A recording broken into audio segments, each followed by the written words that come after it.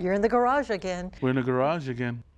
We're looking at each other and all the other, our families, our friends. Everyone's like, wait a minute, have you guys ever rehearsed? No? You guys sound like a band. Next, meet a slack key guitar artist, a singer-composer, and a kahu in a small Windward Oahu church. He loves life in these islands, and he enjoys giving slack key tips to his friend, recording artist Jack Johnson. He is the heart of Kokahi. He is Kawika Kahiapo.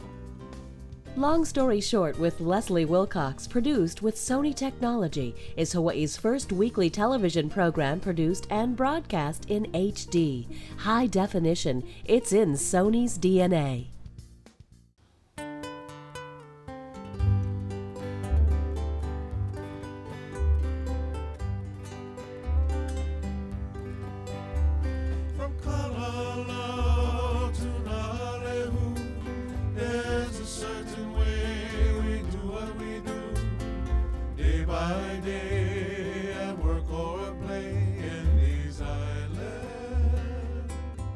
That's Kokahi singing their huge hit from 2007, Life in These Islands. Aloha mai kako. I'm Leslie Wilcox. Welcome to another edition of Long Story Short. There's more music to come later in the show, but now meet Kawika Kahiapo, the leader of the group, a man who learned some of his slack key skills from the late, great Gabby Pahinui. Kavika has a passion for his music and for protecting our island lifestyle. I love your song, Life in These Islands, which you wrote. And in that song you say, from Kalalau to Na'alehu, there's a certain way we do what we do, day by day, at work or play in these islands. Wow, you should come sing this song with us one day. Too bad I'm tone deaf. But you say, you refer to grandma's favorite hula, brother strumming his old guitar, Papa laughing with the keiki. Now, I want to know, is that nostalgia? Is that life as you'd like it in the future? Or is that really your life in these islands? The idea hopefully inspires people to think that if this is a place that you come to and want to be a part of this place, then there's an understanding of how we do what we do here in these islands. And that covers everything from socio-economical, environmental. So knowing, you know, when you go down to the beach, pick up your trash, emphasis on farming, ag, youth, all of that, just sustaining our unique way of life because it's so simple yet so profound, and I think that's what will carry us into the future. Did you sit down to write that song, or did it come to you as you were in your car? Part of it came when I was in the car. I was on the way to a gig. I was strolling musician at a hotel, and one day this thought and the melodies are coming to me, and I dig out, I think, an old menu from a restaurant or something, and I just start chicken scratch on that thing, and that started the process. So I went and did my gig, and I went home that night and finished the song. And for 2007, for Best Achievement in creating a first-time recorded song, the Song of the Year award goes to Life in These Islands by Kawika Kahiapo. In 2007, Life in These Islands receives a Hoku Award as the Song of the Year. You win as Kiho'alu Slack Key Artist of the Year. Kokahi is named Group of the Year. And your son Dalen receives a Hoku Award as well. My son did the graphics, and he won the Graphics of the Year. So that was a good year for us. And I think it was a good opportunity for the message of the song to get on a more high-profile visibility level. So being able to have dialogues or conversations like this to explain why is exactly why I wrote the song. You know, you're fairly young, and I've run into a number of young people lately who, when you talk about, you know, eating crack seed and licking the bag after you eat simoy and stuff like that, they're so nostalgic. They miss that. They feel like those days are leaving us. And here you are saying, no, it's still good. It's still happening. Right. It's interesting you make that comment because that's been the process of this Life in These Islands kind of journey. Everywhere we sing the song and perform that, and there's some people who actually dance a hula to that now, but it really was intended to do that, to be like a lens or a template so that people can say, not only say, I understand what you're saying, but these are the experiences that I've had, you know, And they add more to them. They totally add more to that. And so it sort of lends to the layers of all the ideas, all the scenarios that we play in our mind. And so again, the diversity of all the cultures, like the foods we eat at a potluck, right? So diverse. And even the Hawaiian plate. We talk about fusion into the culture. Yeah? The long rice came from China. The salmon came from the Pacific Northwest. So Hawaiian culture as we know it today, historically and chronologically, I guess as time goes on, I think there's stuff that continues to add to the beauty of what life in these islands is all about. Well, the examples you give in the song sound like they come from your life. So your dad laughed with the keiki through the night? Yeah, my dad, my grandparents, we had music all the time. I was inspired by music. First from my dad, started playing ukulele when I was 8. And now, was your dad a professional musician? no, he wasn't. He could have been. But he spent too much time, or most of his time, working 2 jobs. What jobs? He was a state worker for 35 years, and during the day he did construction work type stuff. And so he would round the clock, be gone through the night, throughout the day, come home for dinner. But because he was a state worker, he had a lot of time off, vacations and stuff. So during the summer, we would camp for like 6 weeks at a time down at the beach. Now they call it squatting. Where did you live? Kaneohe, born and raised in Kaneohe. So what beach did you go to? Anywhere from like Waimanalo to North Shore, mostly to Kahana Bay. My auntie lived up in the valley of Kahana, so we'd camp on the beach, hike to the swimming holes, pick mountain apple. That's life in these islands. That's classic stuff that we all knew and grew up by before the influence of all the electronic techno stuff came along, So was standard camping gear your guitar or ukulele? At some point it was actually, before that it was just, fishing pole, fish net. But then there were times when we went camping and the guitar and ukulele was standard equipment. Did you think you would become a professional musician, or did you have your sights set elsewhere? No, I pretty much had my sights set from when I was like 9 years old. I want to do this, Now, did you want to be a star, or did you want to be a musician? I wanted to just do it. I didn't know what the star thing meant. I didn't know what the performance side of it was. All I knew is that, for instance, when my dad put a guitar in my lap, it was tuned to slack key. So it's a complete open tuning. It's an alternative tuning, kiho alu. But he stuck the guitar in my lap, and before I strummed it, he strummed it for me. And just the vibration of the guitar, to me, I describe it as a spiritual experience. And from then on, I felt like, man, I want to do this. So I would just practice in my room for hours at a time, 9, 10, 12 years old, all the way to high school, and had jam sessions in the garage with my uncles all the time. And there was a certain calabash uncle, too? Totally, yeah. But just the influences of different musicians that would come to our house and sit among us. One of my uncles was on steel guitar. My dad had an upright bass. We would play slack key. My moms and aunties would sing. And at some point when I was about a sophomore in high school, my uncles would bring Gabby, Pahinui, over the house. Wow.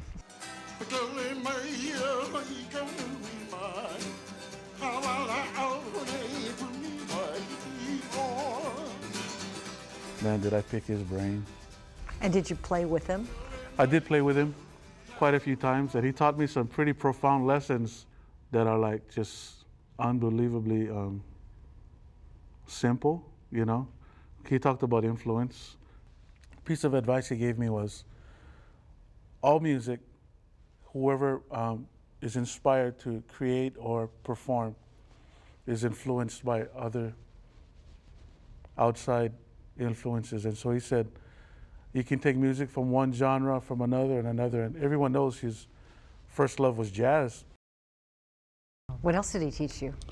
Discipline, importance of keeping your guitar in tune, and knowing that as a musician, there are certain gaps to fill and certain gaps to leave alone, Nowadays, I think a lot of the young people who want to do music or perform have this sense that or I want to flash with my ability or style. And what he told me, he says, whether you're playing Twinkle Twinkle Little Star or some jazz piece, make it come from here, not just here. Because I think technically and I guess emotionally or even spiritually, people will know whether you're performing from your head or your heart. Was he mentoring you, or were these things that came along just by the way? It was both. There were times when it was just casual, and for all the parties that we played at, all the times that we got together, I knew one thing: my uncles was trying to stick me in front of him, like a check this kid out, and so there would be times where we'd be playing, and so Gabby would say, "Oh, play something," and I was already at the point where I would try to mimic some of his guitar moves, and I think he noticed that, and I started to figure out that it got to a point when we were playing, he would sometimes just call out, "Okay, Dave, take one," and I mean, I was just soaking it up. I was like a kid in a candy shop, it was like hanging out with Gabby was one of the most memorable things in my life.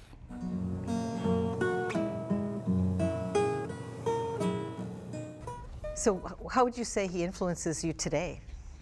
For instance, today I'm performing with his son Martin Pahinui, and what I've purposely done is incorporated a lot of those phrases, I guess, or guitar riffs that I learned off of some of Gabby's albums. And now that I'm able to play with Martin, the songs that he sings and my ability to do that, Martin has a big smile on his face. And he says, "I'm so happy to make music with you because there's an awesome synergy." And so I guess what I'm doing is just perpetuating and being able to continue something that Gabby deposited into my life. And being able to do that is an awesome thing.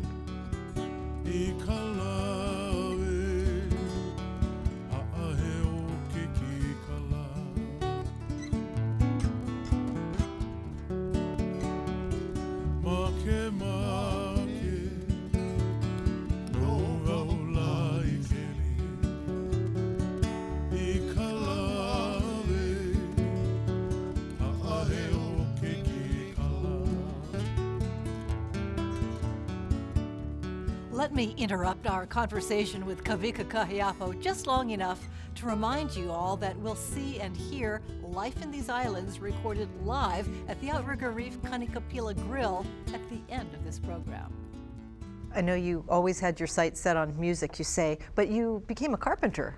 You gotta eventually get a real job and feed your families. My wife of 30 years and my 5 children.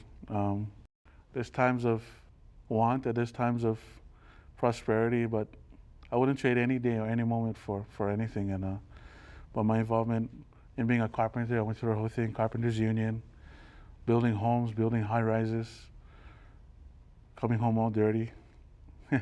You've reached a point in your life now, though, that you don't take any other jobs but music jobs. Pretty much, yeah, I've given up the carpentry thing. I always say that, and once in a while I'll do a side job for somebody, but I'm building an addition on my house right now. But other than that, I'm just doing the music thing, and I'm a kahu of a little church that we gather in Kaneohe at Heia State Park. Most of my life now is basically community and building community and being parts of different organizations and community groups and agencies that bring some sort of assistance to some school or youth group, community group. How formal is your church that meets at Heia State Park? Very informal.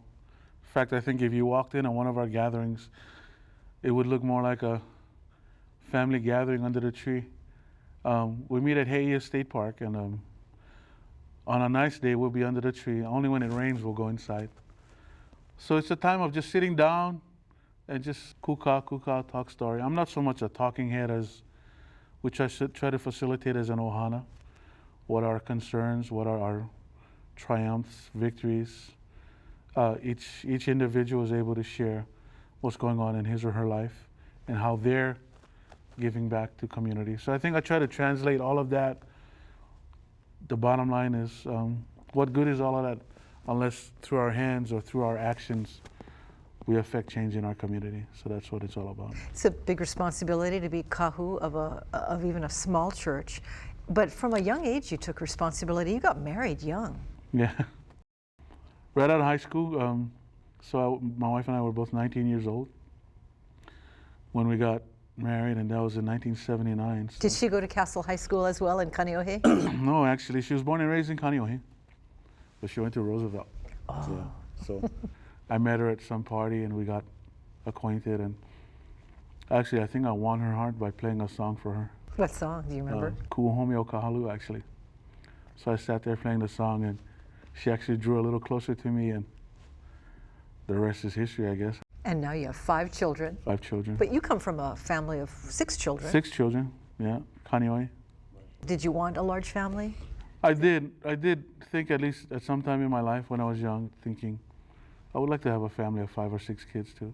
You know, I mean, all the stuff. You know, I mean, domestically, when you think about it, being raised in a big family, there's all the stuff that goes on, the typical animosity and all of that, and sibling rivalries. But I think, but the beauty of being raised in a family with multiple siblings, you learn a whole lot of lessons about sharing, taking care of each other, learning when it was your turn to move into a different role or responsibility in the house, like when you were old enough to cook rice. And Did you have to wait for hand-me-downs? all the time. So it taught you about doing with less too. Doing with less and being content with what you had. My mom and dad worked hard to raise us, to put food on the table, but we never lacked in love, and we never lacked in fun times, and knowing that, you know, I mean, it's funny because growing up in that situation, you don't think to yourself, oh, we're poor, we don't have money. You just live life making things work and being happy in every situation and being content, you know. I see you as content, even though, you know, I'm sure you're striving as a performer, and you've got ambition and plans. But it seems like you're happy with what you have as well. I try to keep that state of mind, and then again, there's good days and bad days. But I have to thank my parents for that. Really, just their influence on us to remember to be thankful for everything you have.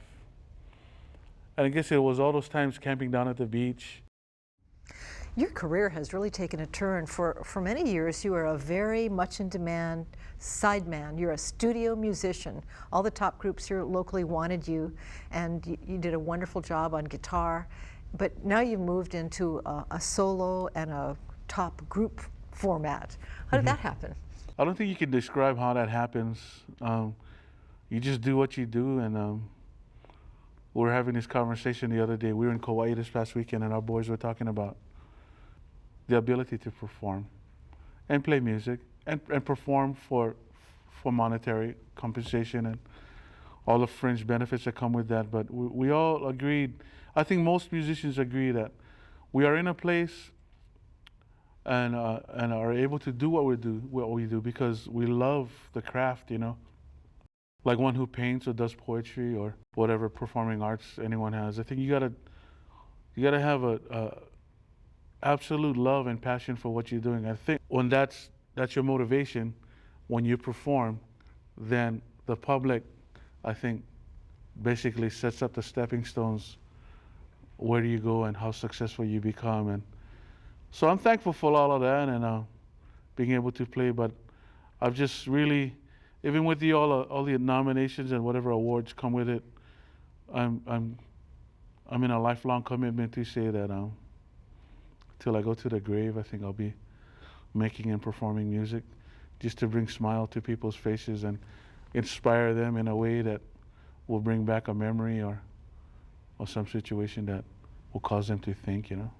What brought your group together, the men of Kokahi? One of the members, Dean Wilhelm, was a member of another group, and he kind of laughs when he tells the story. He had been sort of stalking me for some period of time, actually about 3 or 5 years. Finally, he got my number from a mutual friend of ours. Do you know his work already? I did know about the group that he was performing in. So I knew who he was and didn't know him as a person yet. So we got acquainted, we started talking, and then he came along one day and introduced Walt, who's in our band. Walt Mix Keale. His mom is a Keale. And we started, fumbling around with some music. And so Dean was still performing with Barrett Owai in the group Paia.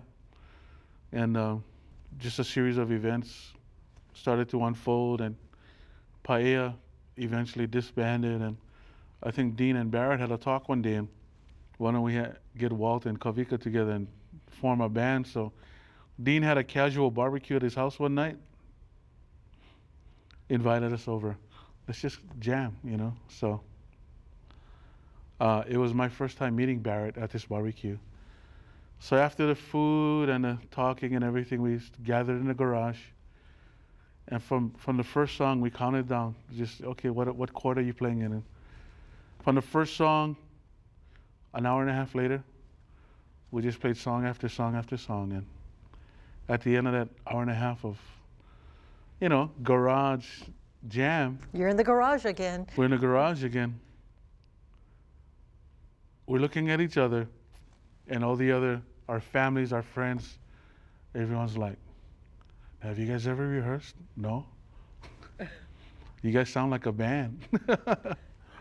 And the synergy was there from day one. You just knew at that point. Yeah, so we knew. So we weren't sure then we were going to be a band, but then we started talking, and it was a natural thing to do. I think the boys were in transition.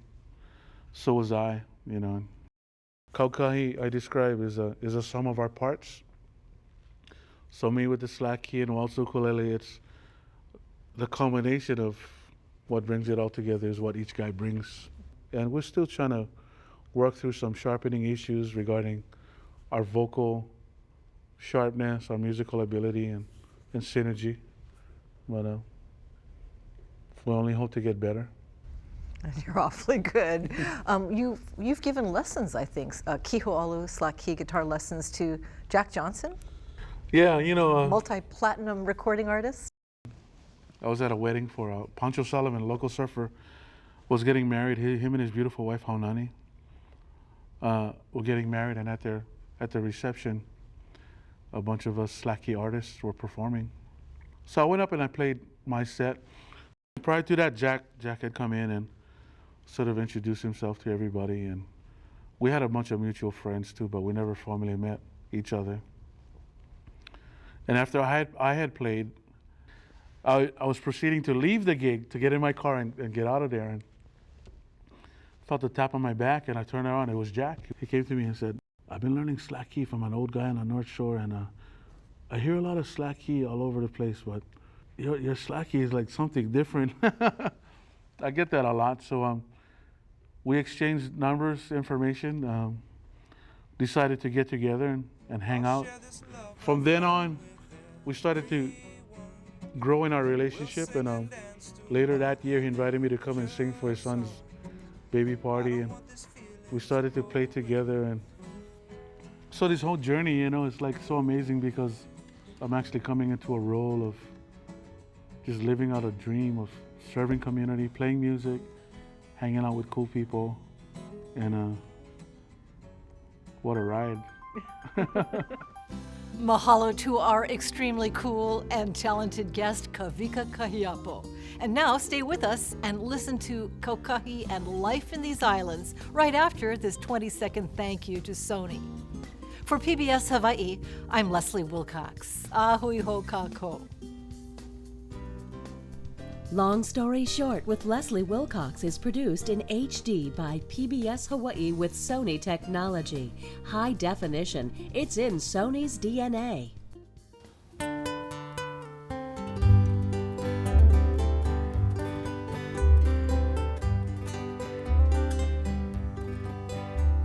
From Kalala to Nalehu, there's a certain way we do what we do.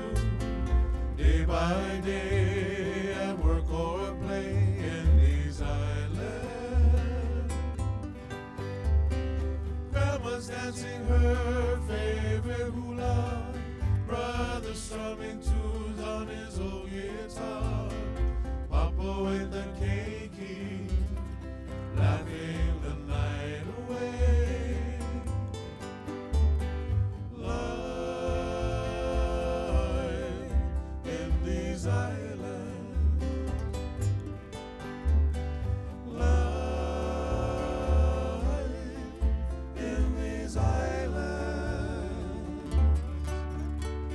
Strolling along on a moonlit night, telling stories by the firelight, breathing the ocean breeze of these islands, where rivers flow out to the sea and return to the land.